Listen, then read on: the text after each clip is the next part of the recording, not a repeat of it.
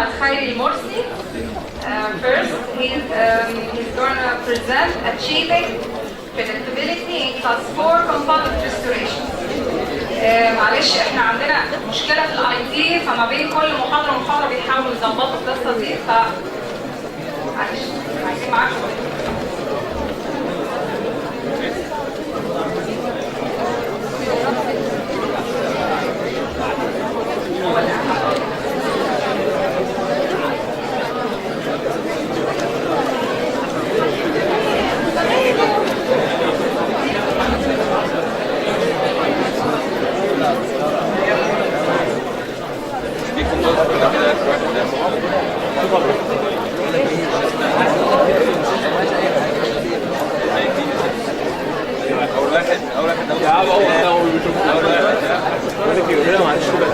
اوكي خلاص يا جماعه هنبتدي نجرب.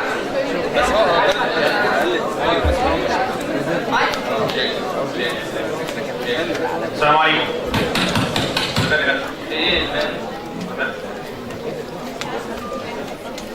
بس الاضاءه يا جماعه.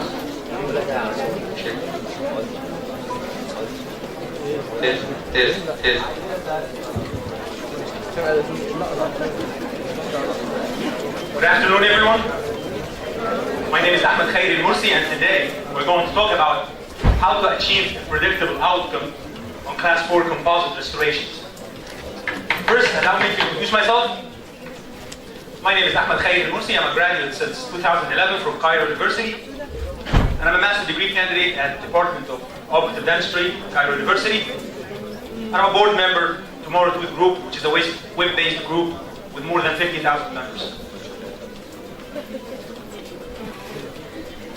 Today's lecture objectives, we're going to talk about understanding the difference between composite material and tooth structure regarding the optical and color properties. We are going to talk about the importance of photography and photographic documentation in order to detect, analyze, and plan for my restoration.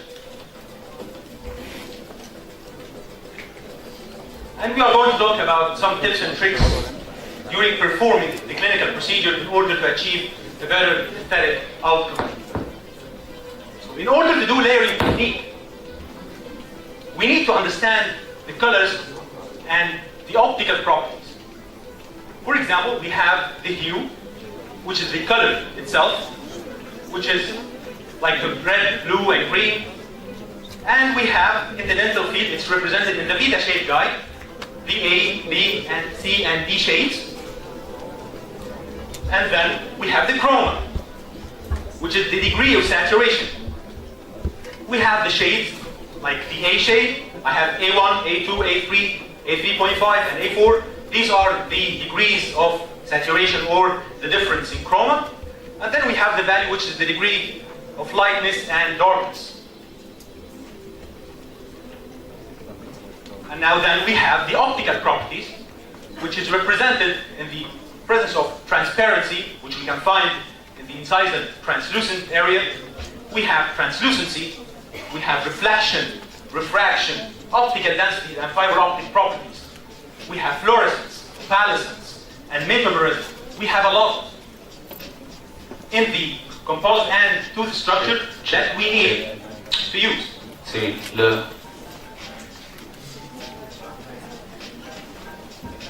We have the transparency, which is the property of transmitting the light without scattering, which we can find in the very thin areas of enamel at the incisal edge. And we have the translucency, when the light can pass, but it's diffused, so we can't see clearly what's on the other side. And then we have the reflection and surface texture, which is really important criteria to know which level of finishing and polishing do we need to achieve. Because sometimes if you do finishing or polishing more than you need, you will end up with an artificial restoration. And then we have the fluorescence, which is the emission of light by the tooth when it absorbs light. And fluorescence is very important because it gives the tooth the lifelike appearance. And then we have the opalescence. The opalescence when the tooth or the composite material has the ability to act like a natural opaque. When the light passes through it, it gives us a reddish yellow light. While if it's scattered on a perpendicular direction to the transmitted light, it will give us a blue color. And then we have the metabolism, which is the unfortunate phenomenon that we need or we have to deal with. Because sometimes you have a restoration that the lab has done a very good work with it, but sometimes in different light conditions, it's different. It appears different. So, what we need to do to all of that regarding class 4 composite restorations, we need to know that the teeth have optical properties, while composite has color properties. So what we are trying to do is that we are trying to create an optical illusion using stains and paints to reproduce an optical effect. Then we have the major two types of composites. We have chroma-based composites, the one we normally use on the first picture, and we have the value-based composites. What is the difference between both? I have a chroma-based composite that's based on value. I have shades like A1, A2, A3, A3.5, and etc. We have enamel shades, we have dentine shades, we have body shades, we have a lot of shades. This is really, and especially in Egypt, with our economic condition, if you are working like this and you have too many syringes, you might end up with a lot of syringes that are expired. So we need to have an easier, more predictable, and with a very, very less number of syringes, which is the value-based type of composites. Now, the value versus chroma, which is more important? The value, yes. Our eyes are more sensitive to the value more than to chroma. The rods, which is the more common cells in our retina, they are mainly sensitive to the value, while the cones, they are more sensitive to chroma. So the value is far more important. And the main idea of using the value-based composites is it's easier, more predictable, and with less number of syringes. Now, we have to go for the idea of shade matching. We need to do a shade matching. So if you are using, most of the companies, they like trying to create a composite that's really near to the Veda shade guide. But sometimes there are some differences. For example, if you are using the A1 shade from CAD, it's different from 3M, it's different from GC, it's different from many other companies. That's why you need either to customize a shade guide made from the same material you are using, or you use composite buttons. When you place composites like this on the tooth structure, and you cure it, and take a photo, and then you analyze and choose which one is the more appropriate. There is a saying that I learned from my mentor, Dr. Ahmed, saying, if you cannot detect, you wouldn't reproduce. This is really significant, you know. If you cannot detect the details that is found on the tooth structure, you will never be able to reproduce it, if you cannot see it. So, what we are looking for in photos, what we are customizing in class 4, we customize shape and form, we customize shade, whether it's enamel shade, dentine shade, or even shades. We customize surface texture, which is represented in the secondary and tertiary anatomy. If there is loops and valleys, if there is perihymatic. We customize surface reflection and gloss. If you do an over polishing, you might end up with a fake restoration. If you did an under polishing, you will have the same problem. And then we have the stains and effects. Sometimes you might have white patches, white cervical lines, cracks, yellow patches. You need to customize all of that. And then we have the incisal translucency. For the shape and form, we have many shapes and forms. This part is really the most important part. Because if you have the perfect shade matching and you have the shape and form that's compromised with like open embrasure, incisal abrasion the patient will notice, and he will tell you, this is fake, this is not right. If you did the shape and form right, and with a slight mismatch in shade, the patient will never notice, because his eyes are built in to detect the shape and form more than the shape. We need to customize, we need to see the incisal edge, inclination, position, thickness, and even shape. This is the restoration that I've done, and this is the natural tooth.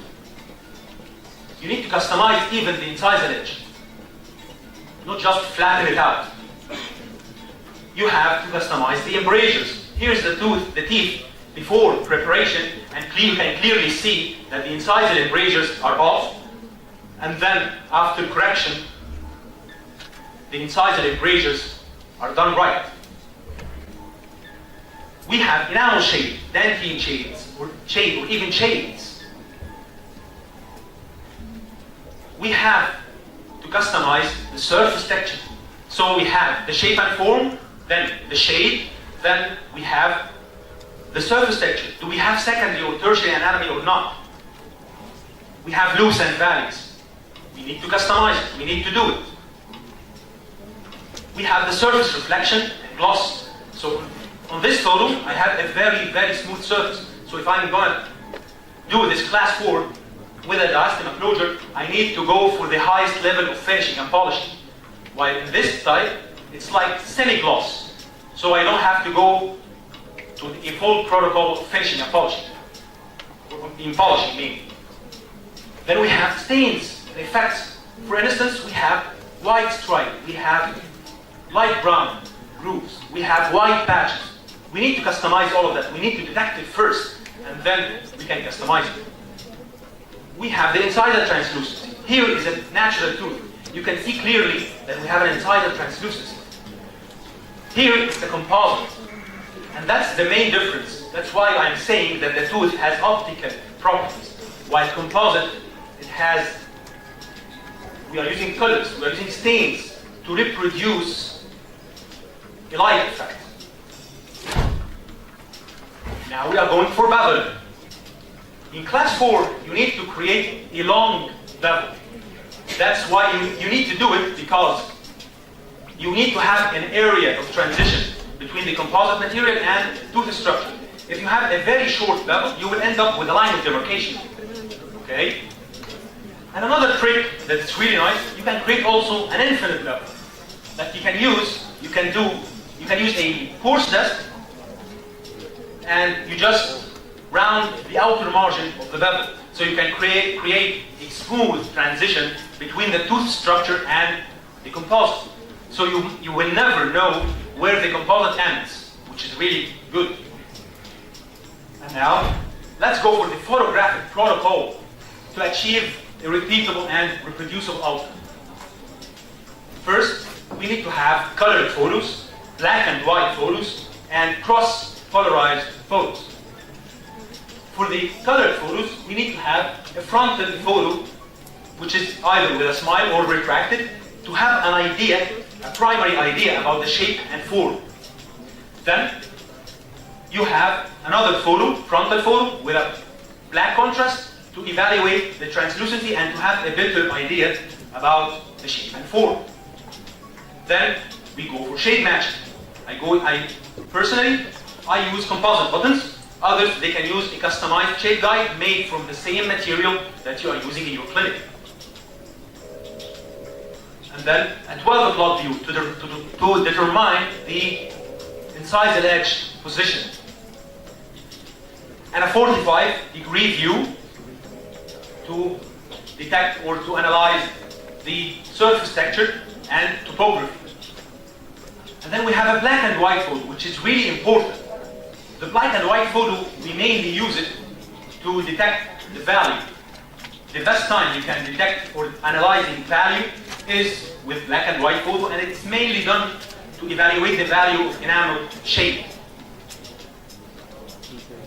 And then we go for the cross-polarized photo, which is really important. It's another trick that I think is really helpful, that you can see the internal colors, opacities, and even denting map without the reflection of the flash of the sensor. That's why we're using this types of filters. Okay, so you can see the colors without the glare. And here's some clinical cases to see how I proceed with such protocol in my daily practice. Here's a 14 years old female patient. I've taken a class 4. I've taken a 45-degree view and another 45-degree view, and here I can see that I have some valleys and some perichymata, some horizontal lines that I need to customize it on the final restoration. Then I had a 12 o'clock view to see the inclination of the incisor edge, where I'm going to put my incisor edge. Here I had the asymmetry. I had this tooth, it will be more or less like a ½ millimeter or less longer than the other one, because there is a difference in the placement of the gingival dentist form. Then I go for the shade matching. I placed my composite buttons. Here I put the dentine shades, and here I put the enamel shades. Then I flip the photo to a black and white to detect the value of the enamel shade. And a cross-polarized photo to see the internal colors. Then what I've done here is that I created a direct build-up, a quick build-up to create my palatal index for the layer. And I took another 12 o'clock view to confirm the incisor edge position. Then I created my long bevel, followed by I created an infinite bevel that I used a coarse disc. I smoothed the outer margin of the bevel, like here, to make a very smooth transition between the bevel and the labial surface. Then I placed the palatal index. Then I've done the palatal shelf with light enamel shade. Then I placed just flow the composite to close any gaps. We don't have to, we want to create an aesthetic restoration, but still, if I have gaps or I have voids, I will end up with a problem. Then I place my dentine shade, and here is another trick. You need to cover your bevel with dentine shade, except for the outermost part of the bevel, like 0.5 millimeters, just for the enamel. And here, I just placed my enamel shade. But this is not the end. There is some part of customization needed to be done. I need to add some white stains. I need to add some light brown stains. So I've placed white patches in the same part like this. Then I added some light brown stains and covered it with clear composite. And here, as you can see, I customized the incisor edge to do the same notches. Here, and a black and white photo to evaluate the value, and a high contrast view to evaluate the incisor edge translucency. Another case, I had class 4, but from the photos, I've learned a lot. You can see here, I've done this with a black contrast to evaluate the translucency. A 12 o'clock view, and from this view, you can clearly see that I need to add some composite on the labial surface to match the inclination of the incisor edge of the adjacent tooth and place my labial surface on the same level. Then I've taken a composite, I've taken a black and white photo to evaluate the value, then a cross-polarized photo to evaluate the internal color, and you can clearly see I have a lot of white patches. I have 2 grooves that they are discolored and they have a light brown color. And a 45-degree view, same to detect the surface texture and topography, same. And here is the video part for the procedure.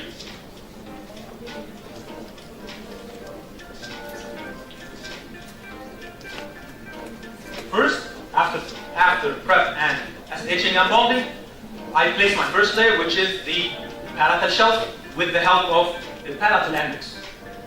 Then I place flow of the composite to close any gaps. just very minute amount, not that lot. Then I create my proximal part.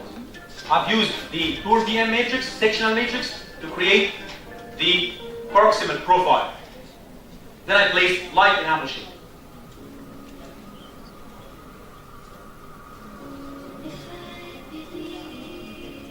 Also, you can use brushes. Brushes increases the adaptation, especially with layering technique. When you have a lot of problems during the adaptation, you might end up with you having some voids.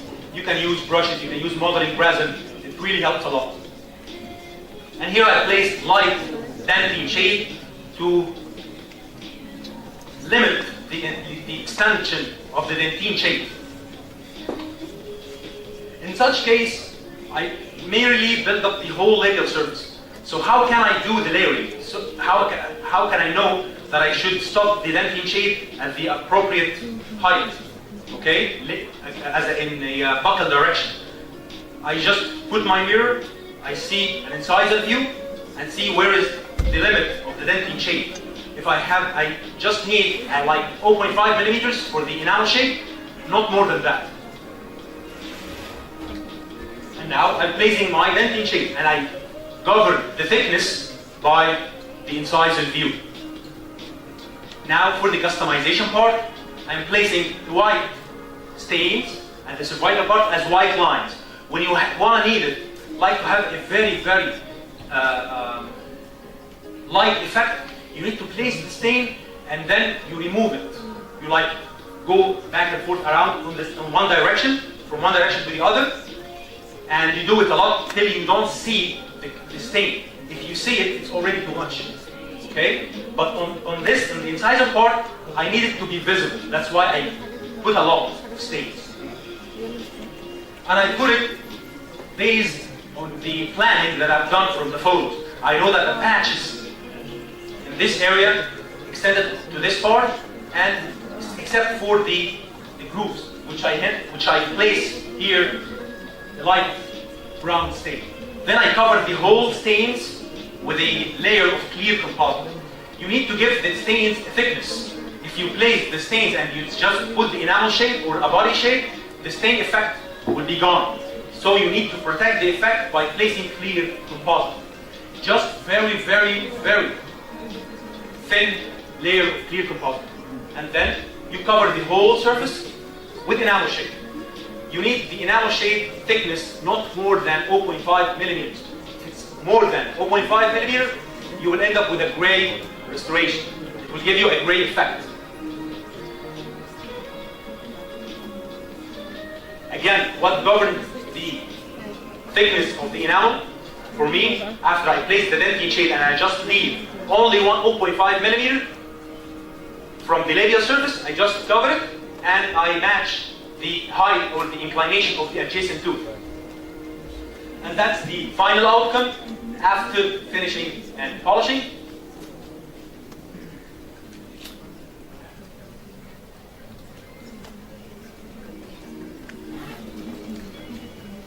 Here's the final outcome. You can see I've customized the enamel patches, the light brown patches, white stripe, and a 45-degree view to evaluate what I've done regarding the surface topography, right and left. So, after layering technique, sometimes, and especially when you are using rubber dams, you need to wait for like 4 to 7 days to be able to assess the shade correctly. Because if you are using rubber dam creates or makes the teeth dehydrated. And when the tooth is dehydrated, it appears whiter in color. So you need to wait. You need to wait for like 4 to 7 days. And then you assess the shade once again. The best timing you can place your anterior composite restoration is during the daylight. Preferably from like 10 a.m. to like 2 p.m. And then the light temperature at this time will be like at the daylight, which is like 5,500 Kelvin. And the best case scenario is to place your composite in a room with a direct sunlight If it's not applicable, you can use some other things for shade matching, like smile capture, like bright light. You can even use the color corrected lamps on your dental unit or in your room, which might be good for you. So, in conclusion, if you cannot detect, you wouldn't reproduce. We should document. That's really important. Documentation, guys, it's really important. You should detect the details on the photos. You just don't take photos and just take it for granted. You need to look into these photos and to detect what is inside these photos to see the details.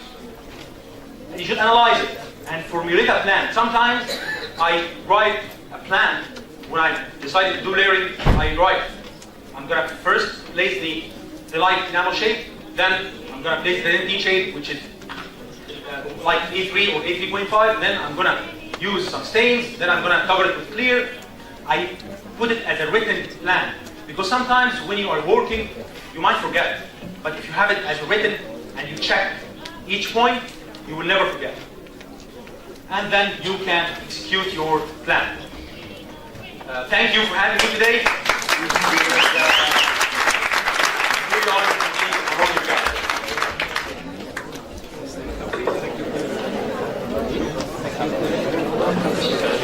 Thanks, Dr. Ahmed Khairy, for this nice lecture.